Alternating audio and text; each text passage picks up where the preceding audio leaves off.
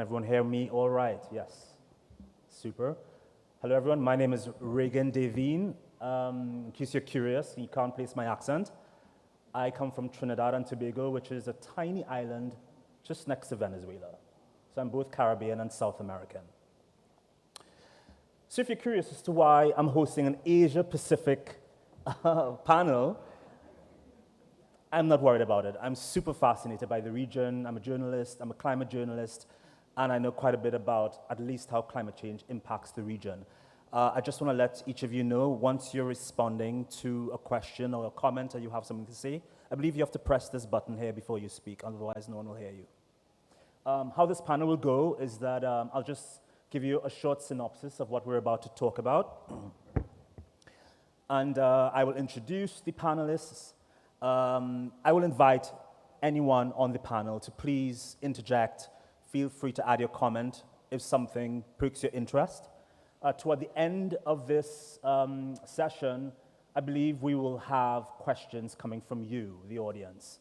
If you have anything fascinating to ask, doesn't have to be fascinating. Many of you are from the region, so I would encourage you, I would love your participation in this, because we only have 1 hour, and clearly we won't get everything in this conversation. So it's now 11:30 local time. I'll just introduce firstly to your right, the Minister of Foreign Affairs of the Republic of Maldives, the Honorable Dr. Abdullah Khalil. We've got Dr. Atsushi Tsunami. He's the president of the Sasakawa Peace Foundation. And we have Dr. Jagannath Panda. He's the head of the Stockholm Center for South Asian and Indo-Pacific Affairs. Maybe a brief round of applause, please, for our panelists today. Thank you so much. And just a brief synopsis on this. The Asia-Pacific region is at the center of evolving geostrategic dynamics shaped by major powers, regional organizations like ASEAN, and shifting security, economic, and diplomatic priorities. The region's significance in global security has grown with the complex interplay of historical legacies and contemporary challenges. There's a long blurb here. I won't go into it. It's too long. But we will be having this discussion to exactly decipher how the region is dealing with its current challenges and how it's going to carve a path forward. I would like to start the first question. We'll start with the Honorable Minister, because you're closer to me. I would like to start from the ground up, from the citizen to the top powers, from those perspectives. So there is a concept of human rights that everyone, no matter where you are in the world, is entitled to life, security, education, the right to work, etc., equally. It's supposed to be equally. I would ask, is the current global or regional system providing that to people in the Asia-Pacific from your country's perspective? Need to press that button. Well, when we speak about the perspective that you have provided just now, like Maldives being a very small country, like many other states, we have a population of something like 400,000 people there living there. Maldives, being a small country in the middle of the vast Indian Ocean, and Asia-Pacific region being one of the very dynamic regions in the globe at the moment. This really affects sometimes the thought process within the nation as well. Sometimes when it comes to, for instance, when it comes to the independency of our opinions, when it comes to the our arguments, for instance, at the international forums as well, sometimes it hinders, it brings some of the challenges to smaller countries. Most of the time, we believe that the smaller nations, we have to go along in the international forums as alliances. But sometimes these is very much affected with the place of the large, big powers. And also, sometimes it affects the outcomes as well. Now, for instance, when we speak about some of the regional alliances like ASEAN, SAARC, and even Shanghai Cooperation, and also many other regional alliances, these alliances, they work for peace, they work for the development of the nations within the regions. But then, having said that, the outcomes, when it comes for implementation, the real challenges comes. That comes as a result of the geopolitical plays by the major powers within the region or, I mean, across the globe. So that is where the smaller countries like Maldives are affected mostly when it comes to regional development and sustainability as well. And at the same time, I would like to touch on some of the issues countries like Maldives are facing. For instance, the global warming environment. These are really, we take those issues as human rights issues. Maldives being a very small country and like seeds, the smaller countries, which we produce something like less than 2% of the harmful gases to the environment, for instance. But then we are mostly affected by the global warming. So we believe that the more industrialized country which emits these harmful gases to the environment must finance for the protection of these smaller island nations, smaller countries as well, which are less resourceful, which mostly depends on the friendly nations as well. That financing, it should come from larger nations, we believe. Like for instance, in the Maldives, because of the global warming, we are a country which is barely 1 meter above the sea level, just 1 meter. The highest point in the Maldives, probably it is 2.5 meters in the Maldives. Although we didn't notice, it is the sea level rise is a real danger. It is a real danger. So in advance, we are protecting the islands with boulders, rock boulders, and it is a huge challenge for the Maldives to protect the livelihood of people. We have noticed tidal surge, for instance, on and off in the, across the nation, much frequently than before. So, on a human rights perspective, for a small country like Maldives, it really affects. So, global warming, environmental these changes, it must be addressed. It must be financed by larger nations. And also there must be mechanisms for these nations to access to financing in order to access the financing in a much easier way. For these nations to protect and develop their own nations. So there are a lot of challenges for small island nations, as I have mentioned. Honourable Minister, I appreciate you bringing up the topic of climate change. We'll go a bit more into that later on. Dr. Tsunami and Dr. Panda, I suspect you will agree that things do not operate globally how they should, or how our laws promise they should. So I would like to ask you, Dr. Tsunami, what do you think is driving those inconsistencies? Is it more about national policy, lack of international accountability, or structural power imbalances in the region? Well, I think all those factors actually play a significant impact on the where there's our foundation is a private foundation that we work a lot on civil society, peace mediation, climate crisis mediation, all these sort of things that affect the daily lives of the people in the region. And things like we've been working, say, a region, the South Thai, with the Malay communities to mediate peace with the Thai government and the South Thai Patani communities, with the things like Malaysia, where they're actually playing a formal mediation role. Now Malaysia is the chair of the ASEAN country. So in a formal structure, Malaysia is a country that sort of has a role to mediate between the Malay community in South Thai and the Thai government. Of course, because that's sort of the state level function has always been influenced by more geopolitical and other factors, where we need to come in as a civil society actors to actually be on the ground and talk to people, create some of the education programs, and so on and so forth.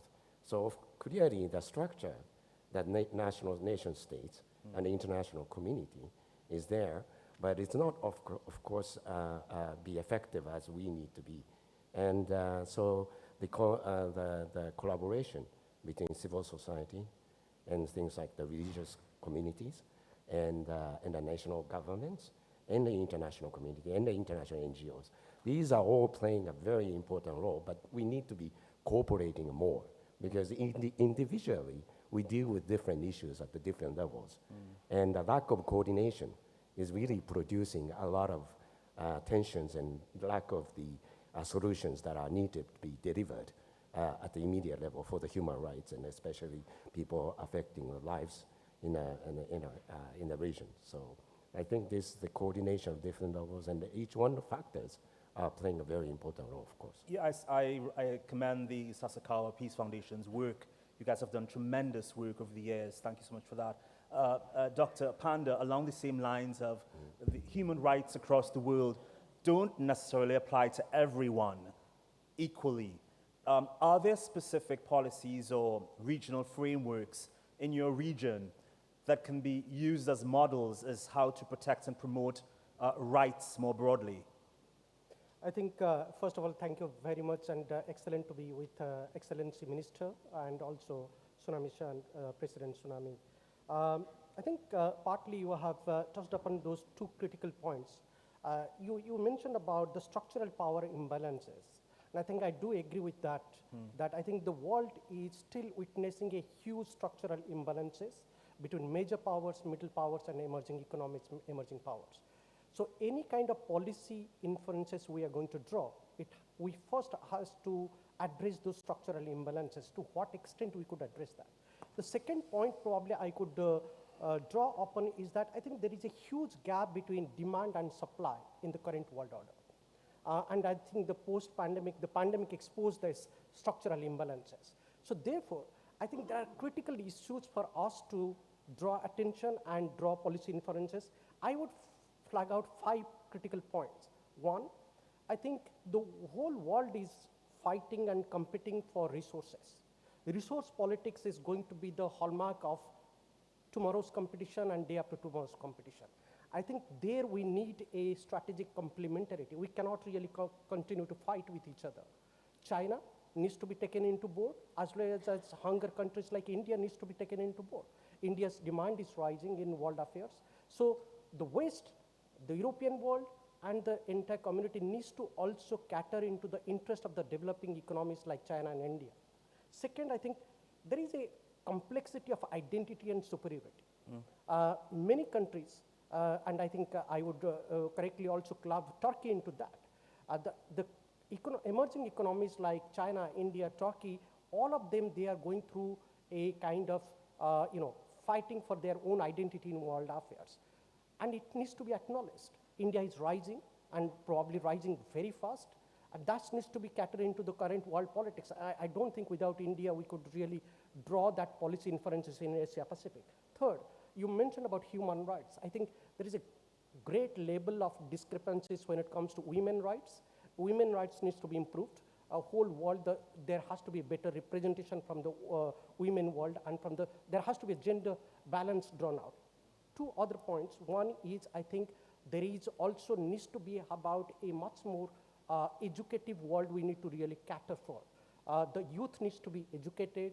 There's still a lot of countries in the emerging economies, they are still fighting for good education.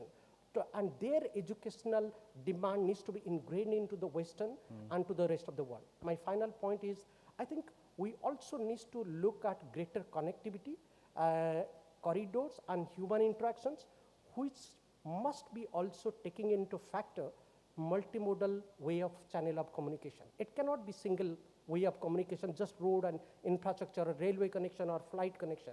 We need much more digitalized way of connectivity. We need multimodal medium of connectivity.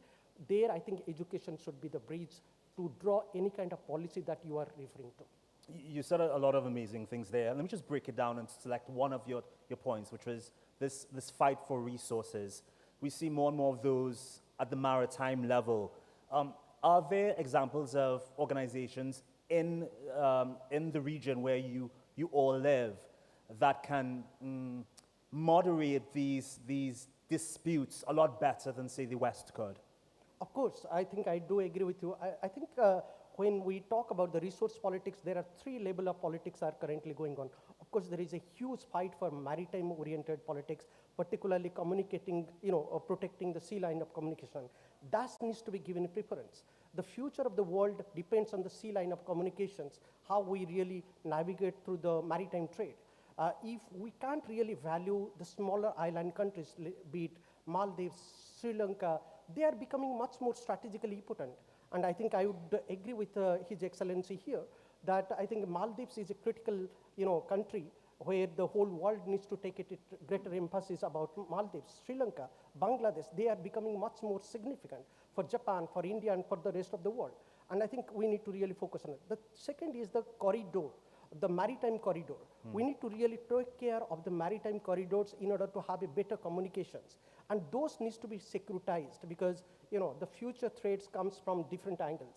Third is that I think as we are entering into the digitalized world of communications, we need to protect the undersea cables because it's not only the surface of the geography that is going to be the medium of communication. We need to also have effective communication through maritime channel of communications where most of our trade business happens. So therefore, undersea cable is going to be one of those critical area that the world needs to really talk about and talk about collaborations in a much more effective manner. Speaking of collaborations, there is a perceived growing threat in the region. It's quite often called China. We're seeing a dense web of security alignments emerging in the Indo-Pacific from the Squad Alliance, which consists of Australia, Japan, Philippines, the US, to growing calls for India and South Korea to join. At the same time, China's naval activity. We saw what's been happening in the Taiwan Strait. Also recently, live fire drills in Australia's exclusive economic zone have both heightened tensions. Japan's defense minister recently called this the most severe and complex security environment since World War II.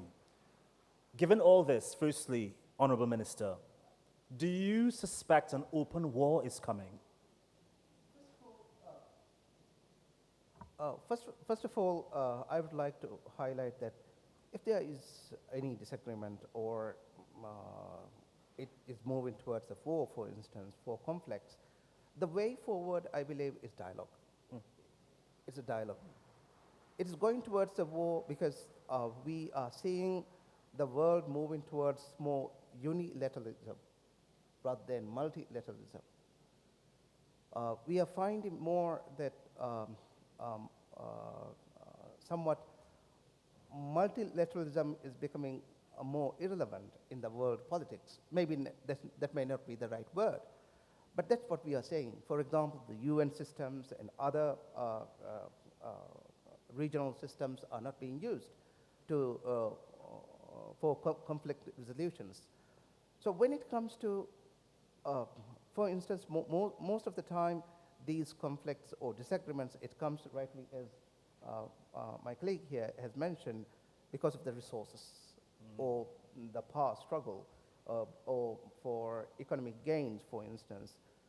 So what I believe is those differences can be minimized or reduced if we use rightly, or if the countries use rightly the diplomatic channels for diplomatic dialogue and international systems.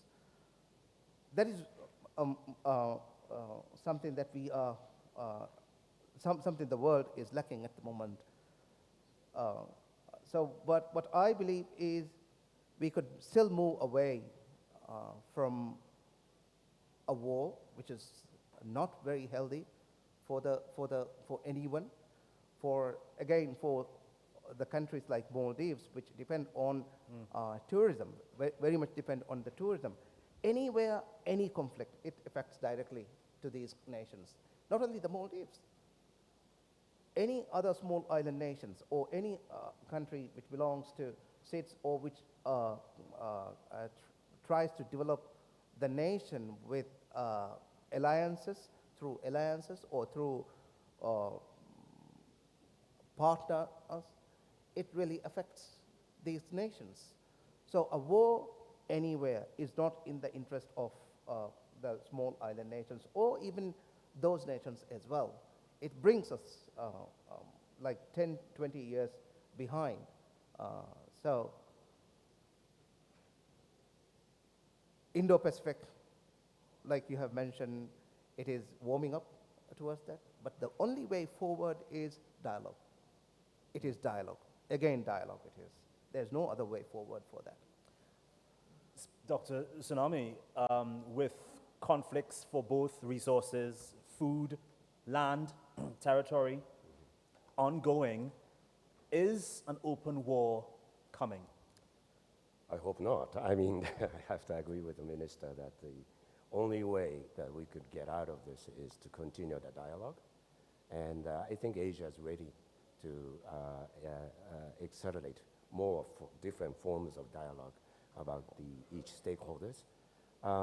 You know, in our part of the world, you know, East Asia, where you see over the past years, the influence of the U.S. presence has been tremendous, of course. But then, of course, you know, as you can see, the president comes and goes, and U.S. comes and goes in the region.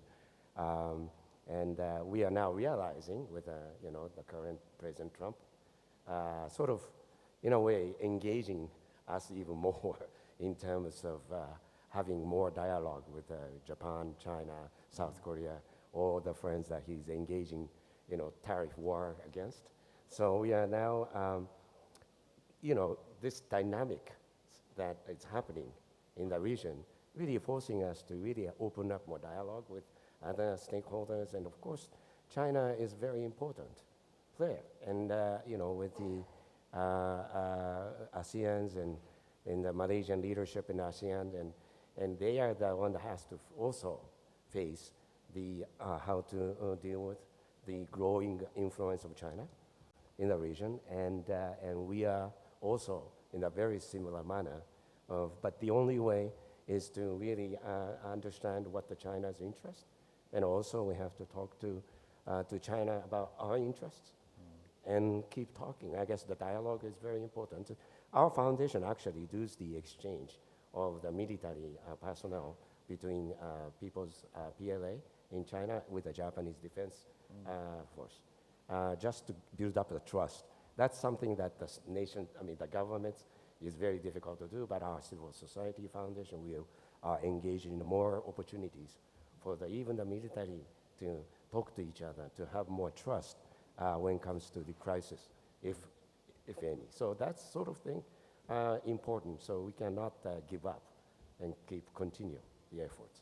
100% agree with you, Dr. Panda, with the conflicts and battles for resources as the globe's population increases exponentially.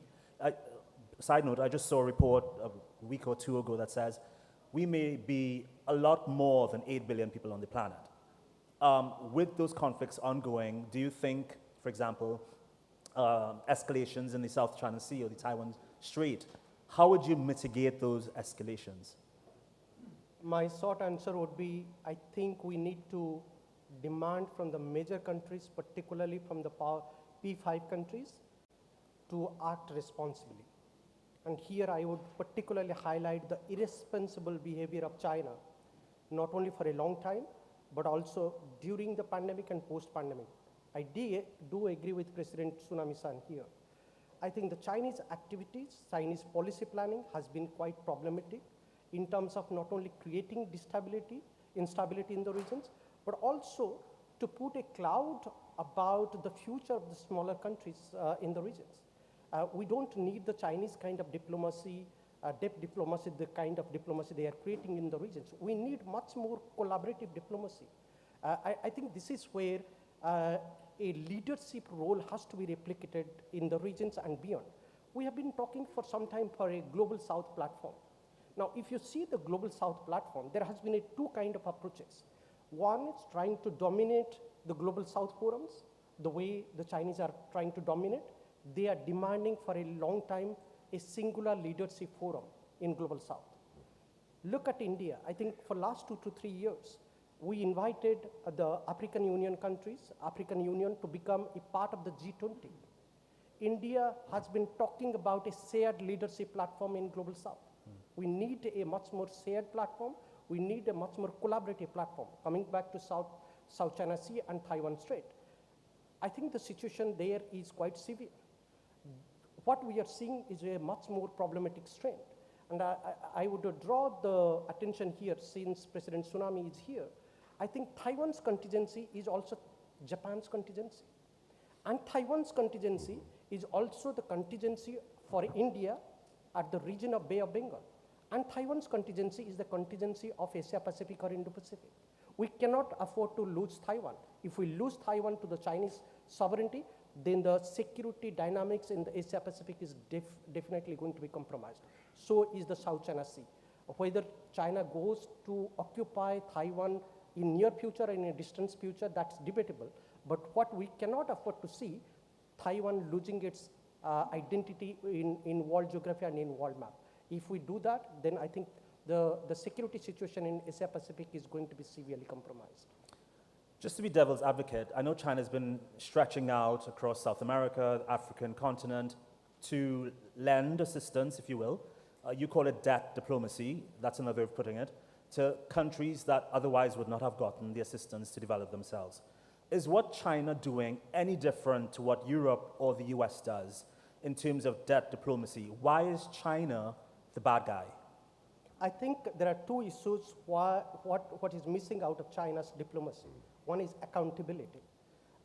We have seen during the pandemic, they were unable to provide enough vaccines to the world.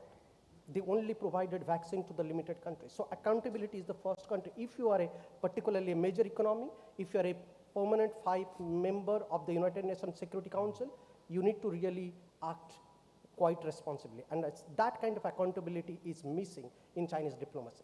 Second is the transparency. I think it's about Belt and Road initiatives to the way the Chinese have gone for the investigating the Wuhan virus. We do not really see a transparent model of governance in China or in China's diplomacy. And I think this is where the world is demanding for some time. Look at the China's conflict with South China Sea. Look at China's conflict with Senkaku Island. China's conflict with India on the boundary dispute.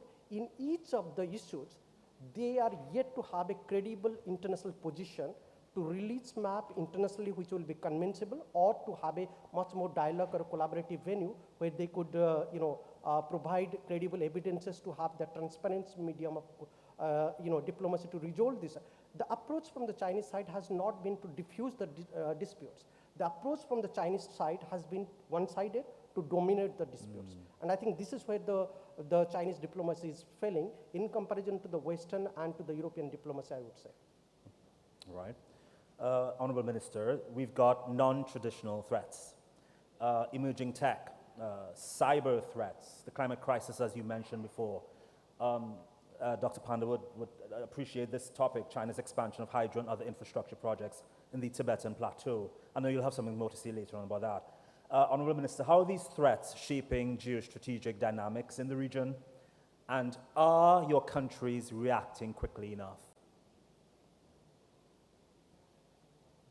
I have mentioned just now, previously, for instance, when it comes to climate change, for instance, Maldives, we have strategically outlined some of the strategies that we wanted to pursue, to mitigate the climate changes.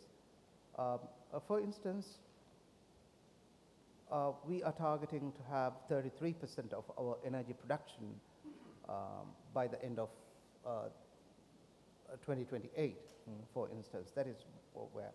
So we are opening up for clean energy investments, and may it be solar or wind energy or any other type of, as long as it reduces the harmful gases to the environment, to the atmosphere, we go for it.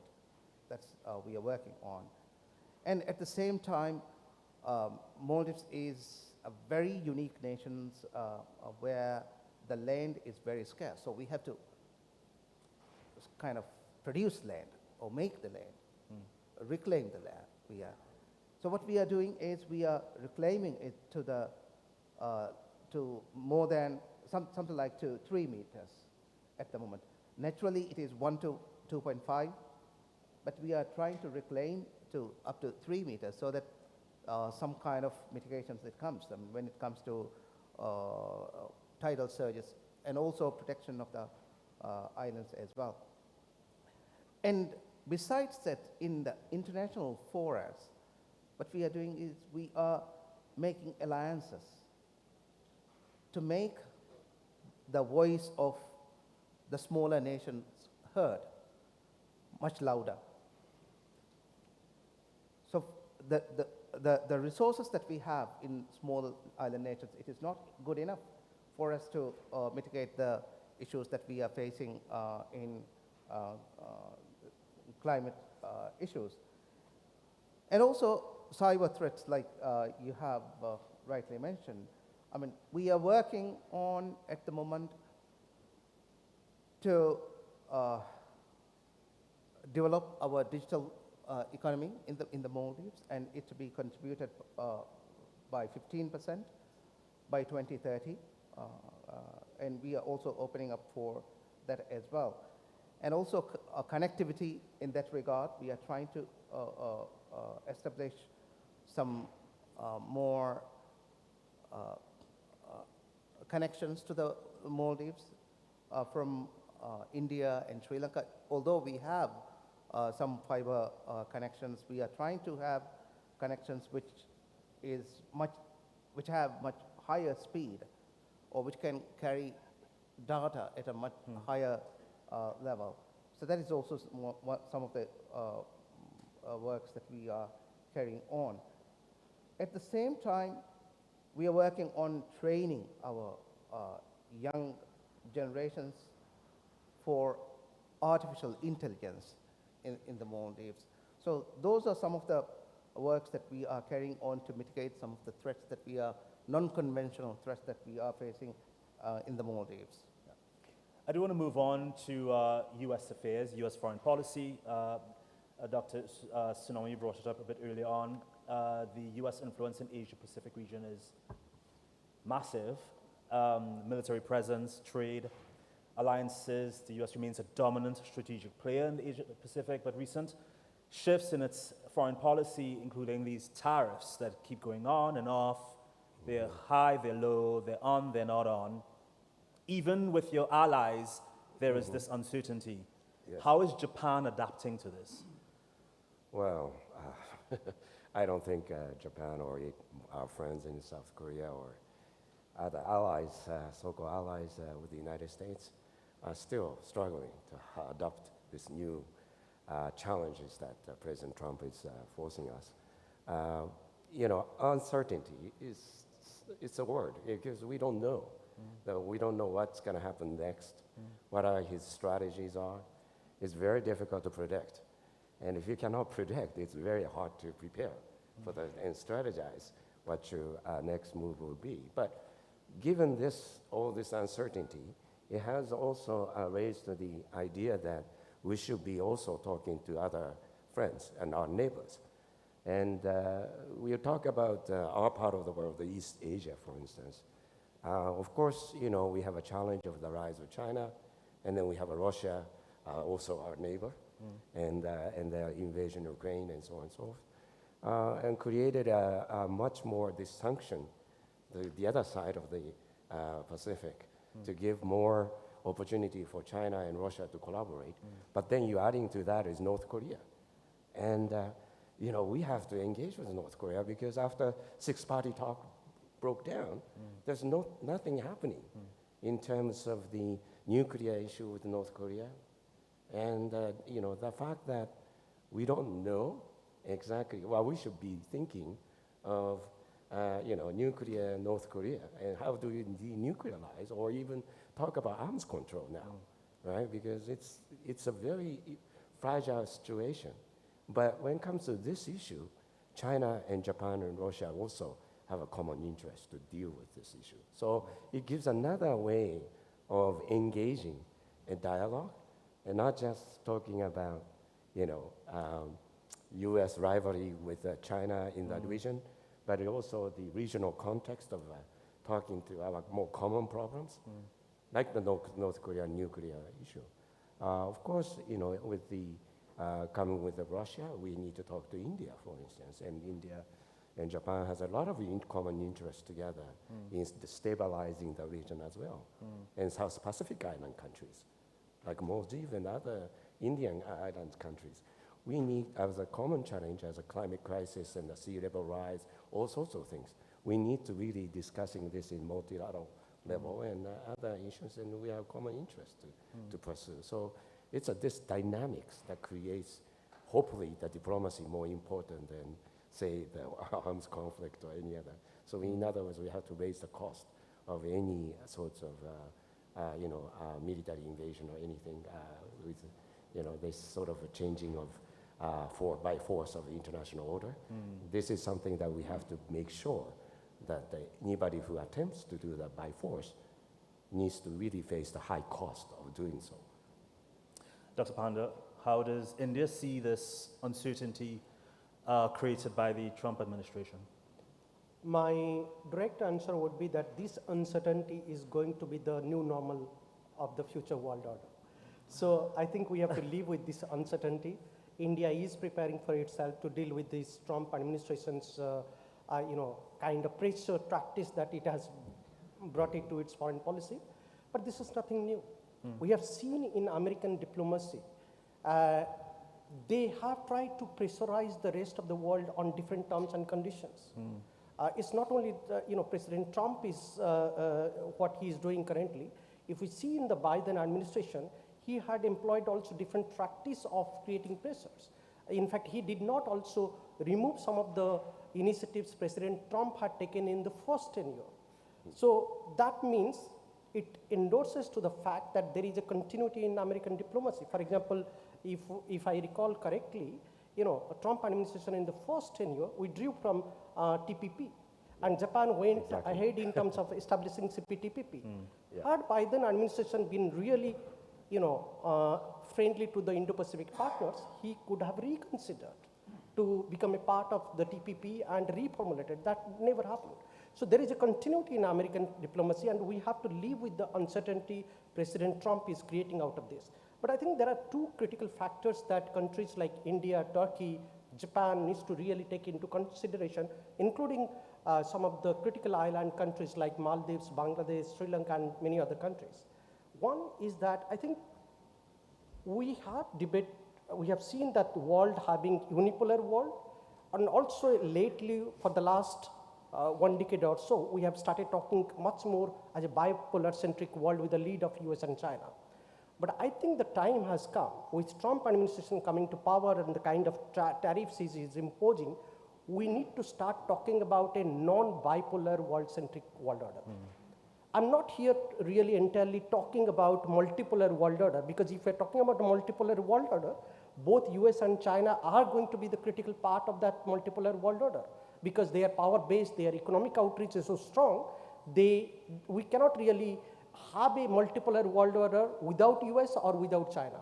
So what we need to really envision is a non-bipolar centric world order, where developing economies, major economies, middle economies, all will have an equal voice. Second, I think what we need a transformation of institutions, remodeling of the institutions, transformation of the institutions. Time has come probably to talk about UNSC, reforms, United Nations Security Council reforms. If we cannot really reforms, as you rightly pointed out, that world is inching towards war. The future of the world looks very uncertain and gray. We cannot rely on United Nations Security Council, the current composition, where they failed to protect Ukraine. They failed to probably fail to protect Taiwan tomorrow, or any country's territorial integrity. So we need a new multilateral power structure forum where issues like war or attack can be immediately stopped. If we don't do that, I think we have to live with that uncertainty. So therefore, my short answer would be that we need to envision a world order which is much more non-bipolar centric, beyond US-China kind of diplomacy that the way they want to dominate in different forums. You have seen in the multipolar forum where China have continuously dominated, but we cannot really afford to do have that kind of world structure anymore. Okay, good point. Honorable Minister, with the US-China debacle ongoing, as Dr. Panda pointed out, and with the US, as we know, already having pulled out of the Paris Accord again and reversing all climate policy, your country stands to lose a lot, both in the short, medium, and long terms, particularly, as you mentioned, with rising sea levels, and I guess potentially the monsoon affects you as well. What kind of transformation of institutions would you like to see, as Dr. Panda pointed out? Who can Maldives rely on if it can't rely on the US or China? I know as a minister you can only say so much, but give us as closely as you can to your most honest response. In Maldives, we believe that we should have the interest of smaller nations. It lies in having friendly relationship with as many countries as possible. May it be US, China, Japan, or India. So that is in the interest of smaller island nations. Taken sides, we totally reject that. So it is the interest of these small island nations to have a balanced relationship with all these nations together. Like, for instance, if we take the Maldives, we are having a very good relationship with all these nations. US, China, India, Japan, and all these nations, we are having a very close relationship in terms of development, in terms of other presence as well. So that is in the interest of I believe, for the smaller island nations like Maldives. Thank you. Right. Let's go to the climate crisis. I'll start with you, Dr. Tsunami.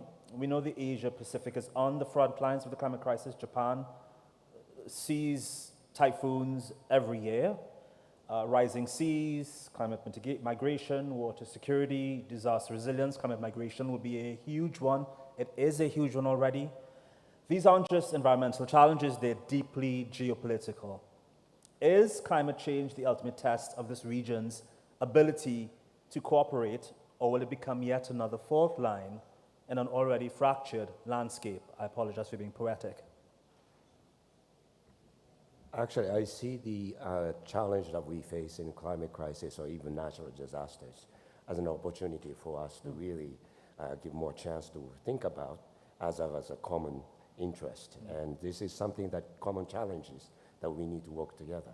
It brings about, beyond hopefully the tension of or structure of the geopolitical tensions to move beyond this. We have our staff now in Myanmar, for instance, after the earthquake hit. Of course, ASEAN countries and others, we have, politically a lot of difficulties in engaging with Myanmar and other things. But the natural disaster, it needs to be addressed as a human rights and other things beyond this geopolitical dynamics that is playing in the region. And it gives you more transparency and other opportunities to look at the civil society and look at the people there then facing needs to be heard and to deliver sort of assistance to this at the level of a civil society. So that gives a more way of giving a light to the geopolitical conflicts to, either to think beyond that as a common challenge. And that gives more opportunity, for instance, South Pacific Island states, for instance, with the climate crisis and the sea level rise and the natural disaster intensifying, find their environment and but that gives more opportunity for the South Pacific Island states to work together in terms of addressing this challenge. Of course, there are a lot of geopolitical issues with China versus Taiwan in the region and other rivalries, of course, going on. But when it comes to climate crisis, they cannot wait for this sort of, so they need to be working together, and that gives them a good opportunity for all of us to think about collaborating to address these issues. Indeed, Dr. Panda, the yearly monsoon season kills hundreds, thousands, tens of thousands of people across Bangladesh, India, Pakistan every year. We see it coming, it happens, it goes away. We know it's coming, we let it happen, it goes away. We see it coming, it happens, it goes away.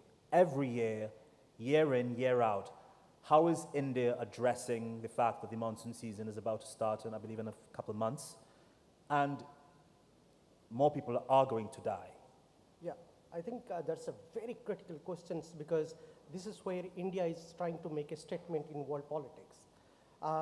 Before I come what India is trying to do, I would take that point from President Tsunami-san. I think he's absolutely right. We cannot wait. And I'll draw your attention and to the august audience here. Look at 3 to 4 months back what happened in Tibet. For the first time in Tibet's history, there was an earthquake happened. It was a massive earthquake. Why did it happen? The scientists have mentioned that this earthquake in Tibet happened because of massive infrastructural development that the Chinese are carrying out in Tibet.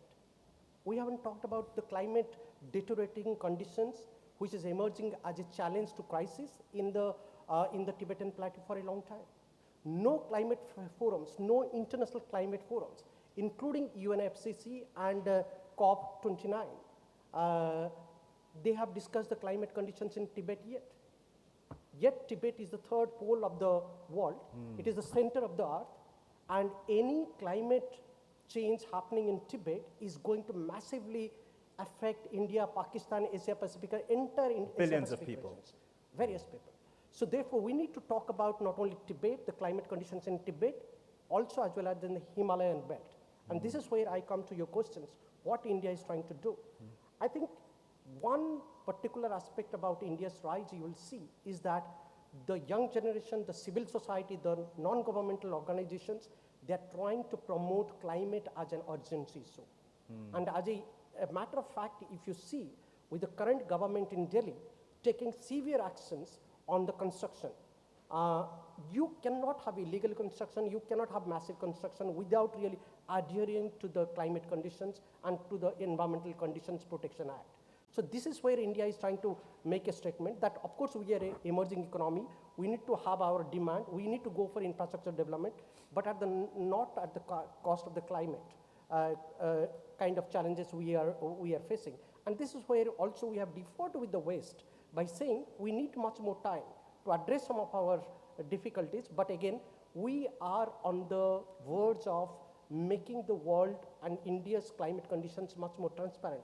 There are traffic management problems, there are sound, air pollution problems are still intact in India, but there are severe legal measures are coming up, which is really very impressive about India's rise. And this is where you are going to see not only in the major metro cities, but also across the different cities of India.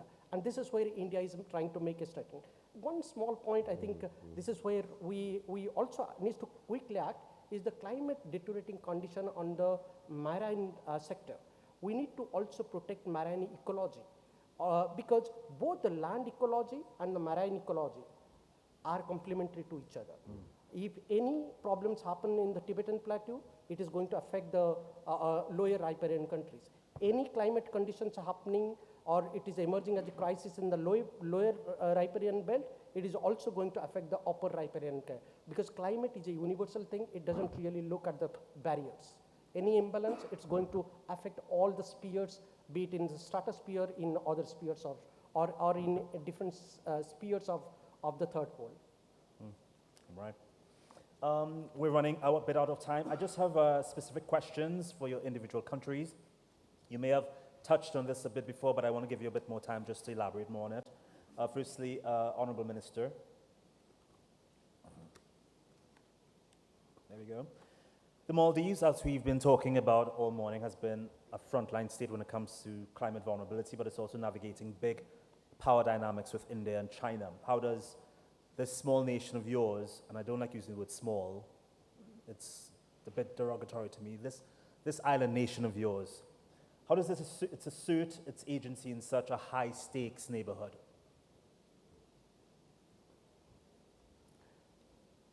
Rightly, you have mentioned, I also wouldn't want to say a small nation, because when we consider the ocean as it's a huge nation, but the land size is very, very small. Right.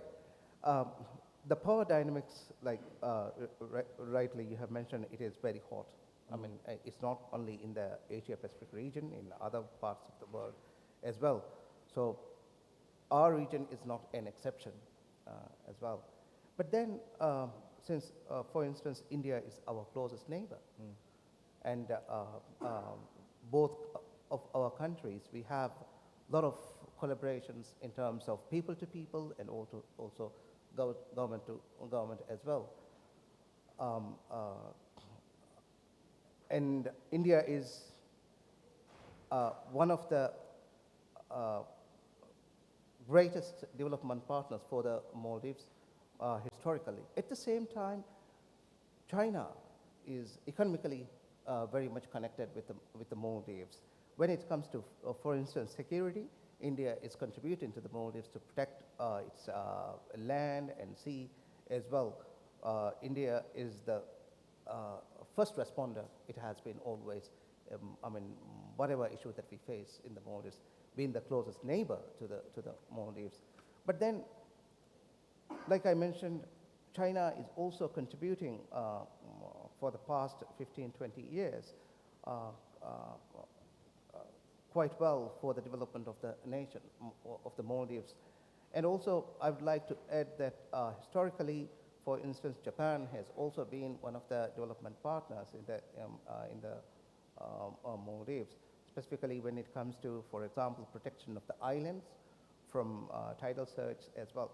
So with all these countries, Maldives is trying to have a very warm, balanced kind of a relationship with all these nations, because we have to learn the best way for the smaller countries like Maldives, as I mentioned earlier. It is to have a close relationship with all our partner countries. A peaceful coexistence is the most important for the lives of the people in smaller countries like Maldives, and also because of that, the coexistence and peaceful relationship is very important. And also, strategically, it may be, the perspective may be different. The relationship that we have with India, for instance, it is very emotional sometimes. And it is a very closely knitted with people to people as well. China, it's totally different. It's purely based on economic perspective that we are having. We are trying to maintain that relationship with both the nations, in a balanced manner. Quickly, I want to follow up on something. As an island nation with 400,000 inhabitants, you said, it reminds me of Trinidad and Tobago, where I'm from, where we are friends with everyone because we can't afford not to be. But we drew a line when it came to, for example, the US trying to tell us that we cannot trade with Venezuela, telling the entire CARICOM block that. Do not trade with Venezuela, otherwise there'll be consequences. CARICOM banded and said, no, we will not be dictated in terms of how we trade with this South American country. Is there a line that the Maldives can draw? There is. I mean, we take a very principled stand, for example, in conflicts. For instance, conflicts in the sense, I mean, across the globe, when conflicts go on, we have a principled stand. For instance, when it comes to the territorial integrity, that is where we draw the line. It should be respected. When we talk about the independency and sovereignty of the nation, it must be respected. So that is, I mean, these principal stands we have been upholding throughout the history of the Maldives, because there the people are kind of very independent. Historically, when we look into, and we had historically as well very good relationships with all the nations, I mean, throughout. Yeah. Got it. Appreciate that. Dr. Tsunami, as regional tensions rise, Japan finds itself in a delicate position, economically intertwined with China, but increasingly aligned with efforts to counterbalance China's influence. How is Japan navigating that balance? And does it see economic engagement as a tool for stability or vulnerability? Well, unfortunately, of course, the what we call economic security is one of the very important topic for all of us under the geopolitical situations at the moment. Of course, we are against of any use of economic force in leading to the any other diplomatic objectives. And of course, you know, we have believed in in the past that globalization was a way for stabilization and way for the common human prosperity and others. And globalization is good because of the interdependency of the countries based on economies and trade and so on and so forth. But now, of course, being too much dependent on one particular economy gives a very disadvantageous condition in terms of relationship with other, in the diplomacy. So this economic security is a rising new challenge for all of us. And there, we need to really work on the basis of the principle of fairness, openness, transparency, and also based on the international law and order, and no unilateral sort of engagement of, changing without the consent or any of the dialogue is something that we all have to agree to oppose and put more pressure on to keep that environment going. Otherwise, with this ongoing, economic security and geopolitical tensions, we're going to fail. All of us going to fail. In Japan is super important strategically for the U.S. Does Japan have any sway at all in terms of mitigating this tariff war between U.S. and China? We hope to play that role, of course. I mean, of course, it's hard to anybody to go and directly talk to President Trump and or even Vice President there. But Japan does have a unique role to play. I mean, we are, part of the G7, of course, but we are part of the Asia. We are part of the, Quad, and we also, a long-time relationship with Turkey, for instance, and we have this regional responsibility to create a regional, stability, linking between talking to the both sides in many ways, including, countries like Afghanistan, Iran, all sorts of, these are regional powers that are very important for us to engage, rather than alienate them or sanction them, right? And Japan can do that. So I think this is, with a, collaboration with Turkey, we could also, play that sort of mediating role, I think. Dr. Panda, you are also neighbor to China. You are also a partner to the multilateral grouping, Quad. How does India see its role evolving in a region shaped by both competition and cooperation? I think one of the impressive aspects about Indian foreign policy is its multi-alignment strategy that we have implemented over the last 10 years. We are with China in the Shanghai Cooperation Organization, in the BRICS, in the AIIB, but at the same time, we have been effectively promoting and strengthening our ties with the Western world, with the European world, particularly with the Quad members, with Japan, Australia, and other Indo-Pacific partners. But I think there are 3-4 issues taking forward from His Excellency and also from President Tsunami-san. I think we also need to look where China is really falling short in order to really create that pressure zone on China, as well as to stay united in terms of taking the advantage from the next world that we all has to envision. One is that, as President Tsunami-san rightly pointed out, economic security. I think pandemic has exposed that we need to really talk about much more effective channel of communications, diversifying the supply chains to find new and multimodal way of having effective supply chain networks. Second, we did not really talk about one critical aspect, what pandemic actually taught us a lesson, human security. We need much more effective medical assistance for many countries in the regions, particularly in the Asia Pacific regions. We need, good health care. We need good, poverty elimination programs and world assistance to help some of the lower end economies in the regions. Third, we are going into a very critical age, as you rightly pointed out earlier, technological age. We need to talk about digital security. I mean, we are the creator of this, AI model, the kind of, technological models we are bringing out. But then technology should not really dictate the human conditions. So we should be able to provide that security to technology, to govern us. Otherwise, if we succumb to the technology, we would not be able to live in a decisive world that we plan to end. My last point would be that I earlier mentioned, I think it is also important to have institutional security. It's not important to reform or remodel the existing multilateral institution, including UN or UNSC, United Nations Security Council. It's much more important to have much more effective way of reforms, which will look for transparency, efficiency, as well as timely decision-making process. And I think this is where we are lacking. China is really creating a lot of hurdles, and I think this is where we should be able to put a stop on the Taiwan crisis, Taiwan contingency, on South China Sea, on China and the boundary dispute. In fact, taking the clue from the previous question that you pointed out, China for a long time has been acting as a hydro-hegemon in the Himalayan regions.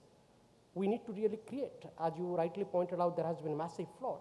They have been controlling, and there has been a massive construction is going on in the Tibetan plateau.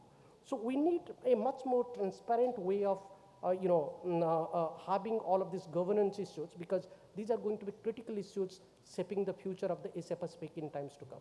All right, we're going to open up the floor for questions, a couple of minutes. Quick, yes or no, Dr. Panda, should the UN eliminate veto powers?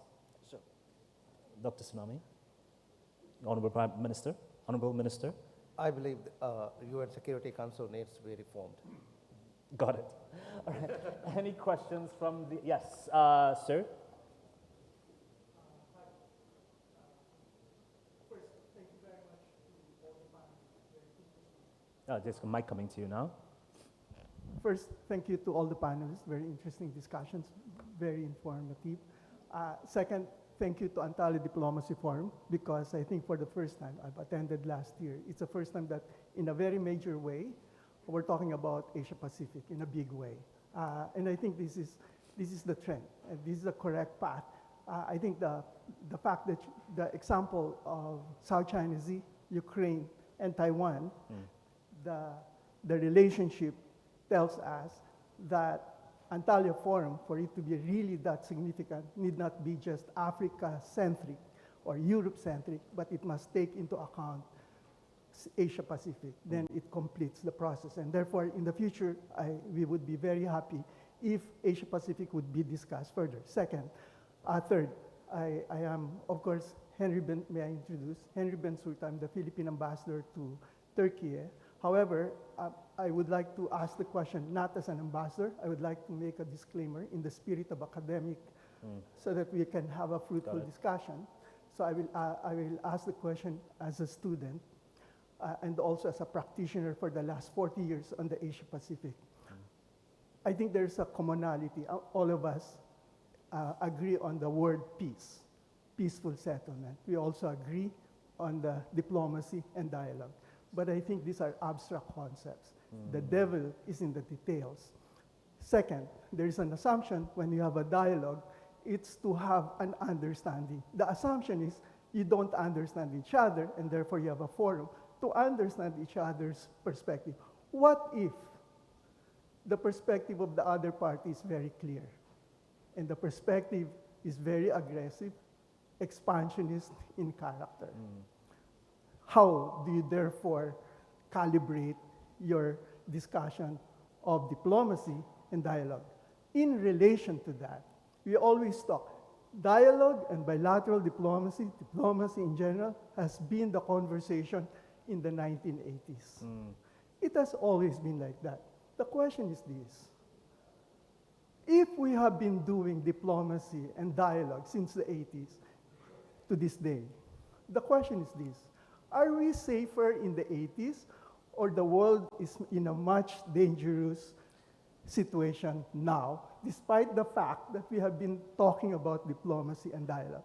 Maybe we need to rethink the manner, the conduct, how to actually strengthen dialogue and diplomacy. My second point, my last point. I think in the whole conversation, in the whole context of South China Sea, for example, again, on these abstract terms, we need a concrete plan. There has to be a very clear security and cooperative architecture. The two have to go together. In this context, I wish to point out, maybe this is self-serving, rule of law. But rule of law is an abstract concept, but no more. Rule of law is now very concrete.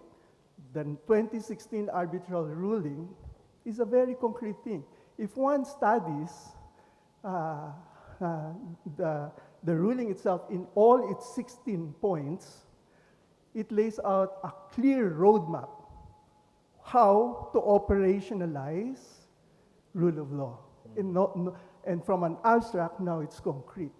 But at the same time, 2016 arbitral ruling is not just a matter between China and the Philippines. It is actually a collective thing that every country must actually work on. The heavy lifting has been done by a particular country.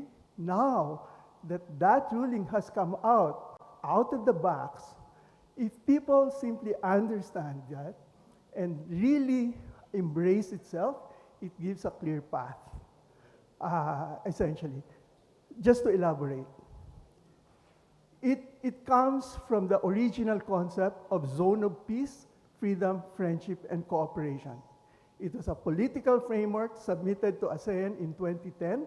Unfortunately, the association was not prepared to embrace the idea. Therefore, that framework was converted into an arbitral ruling. When you look at the zone of peace, freedom, friendship, and cooperation, they're exactly the same. Therefore, the question of how to move forward, one can only go back to that and look at the political, economic path that is laid out on that.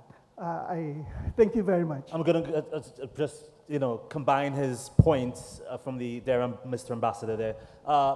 Is diplomacy doing enough to effectuate local, regional, and international rule of law?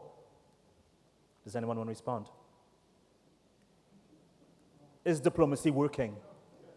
Well, we've been talking, as he said, for decades. Well, if I could share my thoughts, I think I would agree with His Excellency there. 2016 PCA ruling was a critical judgment. Neither China has respected nor the world has valued that judgment. I think time has come. If we can't really value that kind of judgment, then we cannot really talk about reforming any other multilateral institution and being effective. So I would agree with him. But there are two critical aspects. Why it was not effective? It was not effective because there was a lack of coordination, not only among the ASEAN countries, but also among the Asia-Pacific countries. I think we could not really create that pressure zone to discuss about that PCA ruling. Second, I think it's not only about PCA ruling. I mean, yes, PCA is it's a legal platform, international legal platforms that the judgment has come from there. But on South China Sea, there are many ASEAN directives which has not really been valued. So therefore, I would just conclude by saying that local diplomacy does matters. We cannot all the time talk about bigger multilateral institutions and reforming those institutions, but the reform has to start from having a much more cohesive, united local reforms, which should be replicated at the international level. There's a quick question here from this young man. The mic, Mr. Ambassador. Oh, there's the mic. Thank you, Hussein Baji, Middle East Technical University. First of all, thank you. Second, small is beautiful.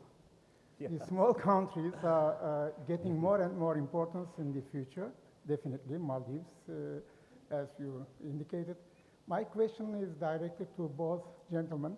First to Japan. I think your position now, after Donald Trump, the second, I would say, is totally different than before. Everybody is changing. But looking from your perspective, you talked about the possibility to work with Turkey more. One, economically. Second, militarily. Third, politically. What are your suggestions?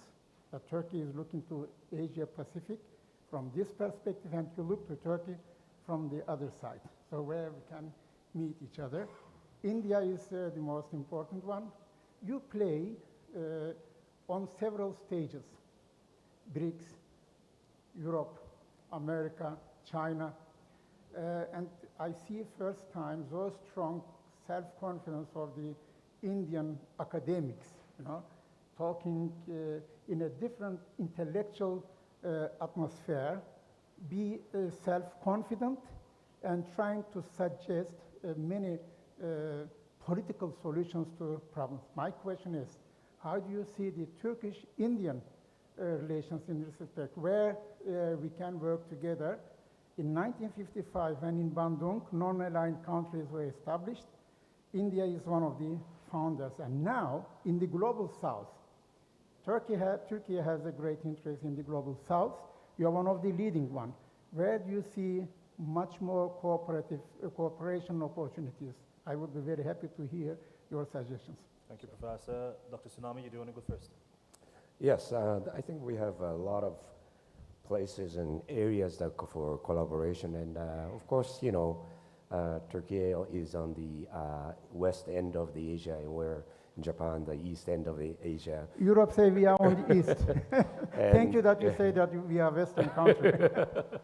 And but we have a common interest in preserving the open and managed sort of international collaboration. I mean, the things like the open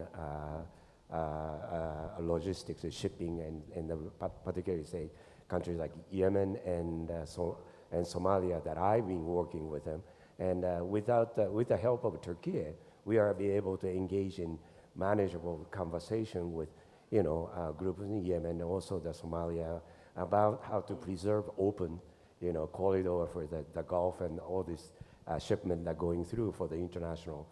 And in these kind of engagement, the collaboration can play other areas in the world too. And I think because of the Turkey and Japan has a very common background in understanding not global scene, but also good history of sort of a more common sort of national interests or national issues like aging and population decline, all sorts of things that are very much common issues that we can also address together. And there are a lot of things that known sort of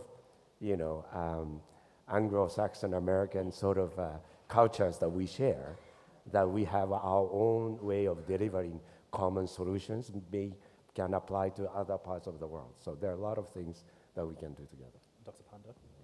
I think that's a very critical question, and I have been, kept on asking these questions many times. But I must share with you the same thing I received few months back, 4 or 5, when I was talking at the Ministry of Foreign Affairs.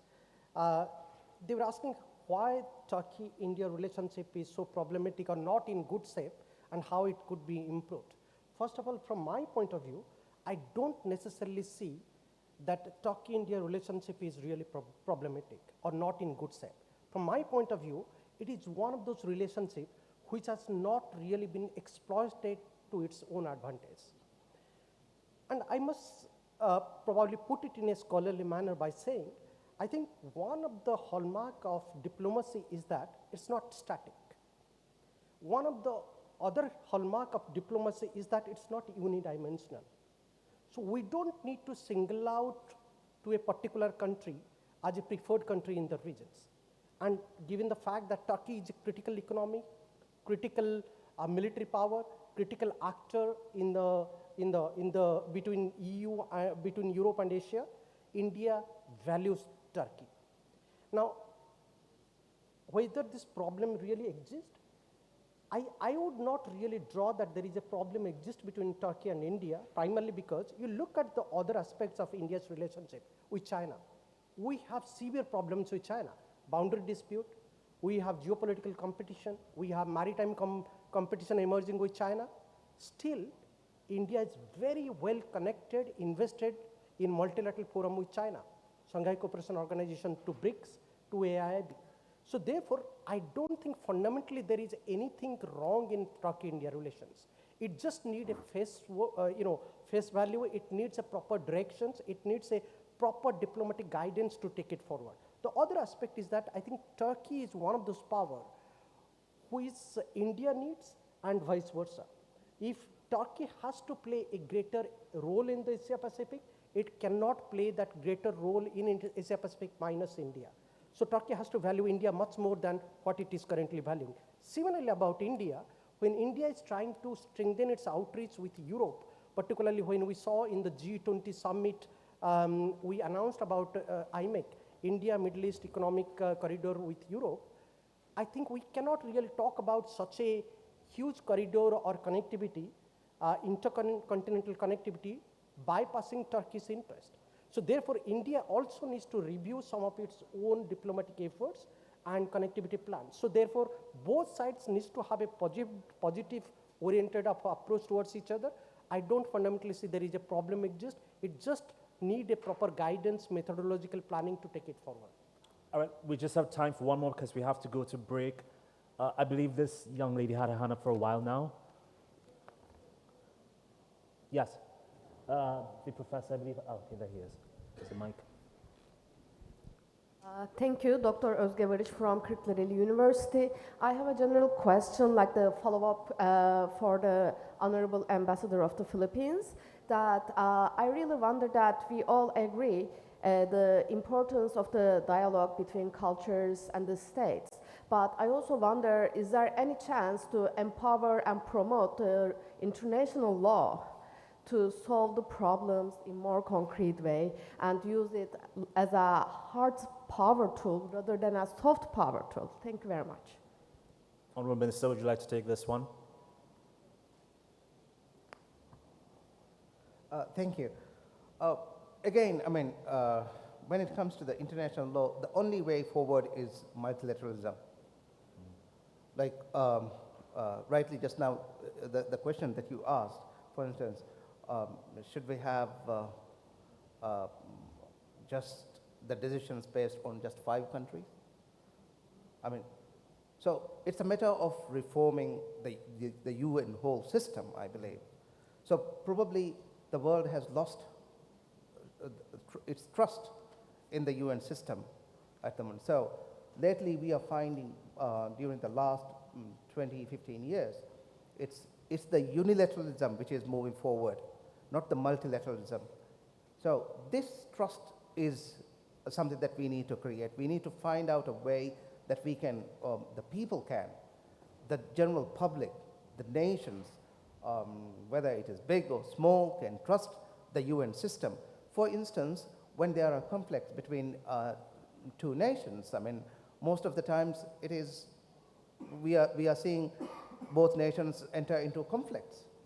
Rather than going to conflicts, if these nations know there is a system, there is a multilateral system, but they can trust they can find justice, I think that is where the international law could be practiced, the peace can be propagated, and a peaceful solution can be earned to everyone else as well.